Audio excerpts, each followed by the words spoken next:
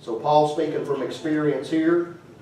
To go back under this rite of circumcision and say, well, that's necessary for salvation, puts an individual under the bondage of the whole entire law, which demands perfect obedience, which is not possible. This is probably the reason Paul felt compelled to bring up Titus again, who was a Gentile, who they tried to compel to be circumcised, but he was not compelled, even though the false teachers had no doubt applied some pressure in his direction. None of this has power to save. Look at verse number 4.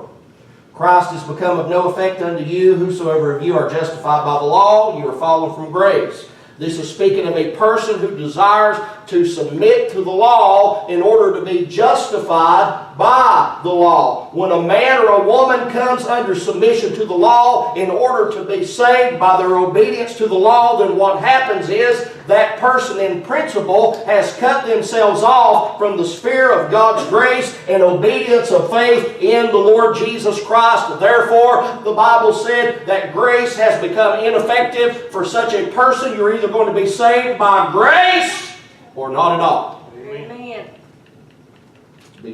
Try to be saved some other way is not grace for you. Now the words fallen from grace here, they don't mean what a lot of people think they mean, especially in this area of our nation.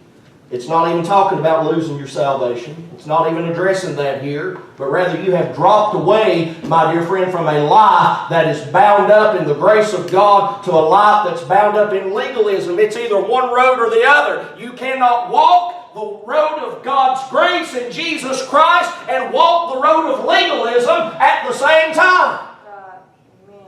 It's either one or the other. So Paul is not talking about occasional sins here. He's talking about substituting the law for Jesus Christ as the agent of salvation. But to choose to travel down the path of the law is to reject Christ.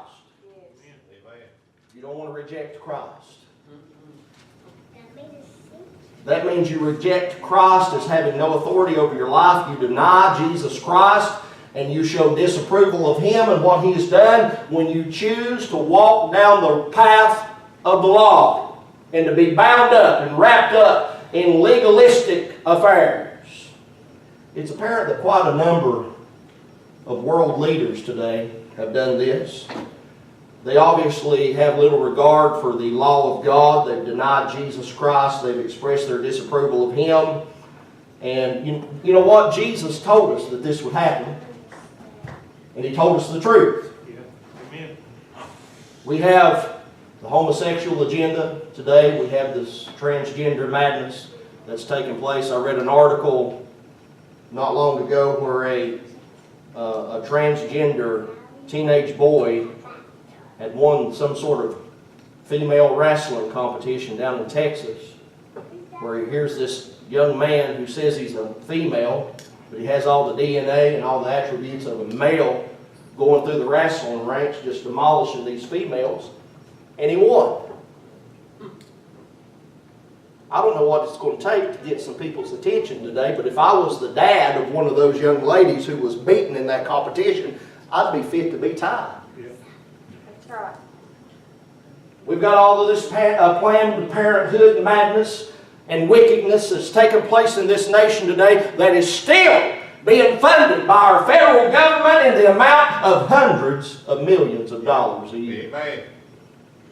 We've got nuclear things going on in this world. This world, my dear friend, I'm here to tell you tonight, this world is opposed to Jesus Christ. The system of this world is opposed to Jesus Christ. But I'm glad that God's still got a few people who love Him. Amen. And stand up for the truth of the gospel. Yes. And stand up for Jesus Christ, and they stand up for what's right. Hallelujah. Amen. There's still a few people out there today. That's why it's so important tonight, my dear friend, for you to know that you know that you know that you're saved by the grace of God, and that you haven't been slipped a counterfeit inside of your life. When you truly trusted Christ, your life has been changed, and you will not follow the wickedness of this world like we've named here tonight, but you will follow Jesus Christ and Him alone. You'll take up your cross, you'll deny yourself, and you'll follow Christ every day of your life.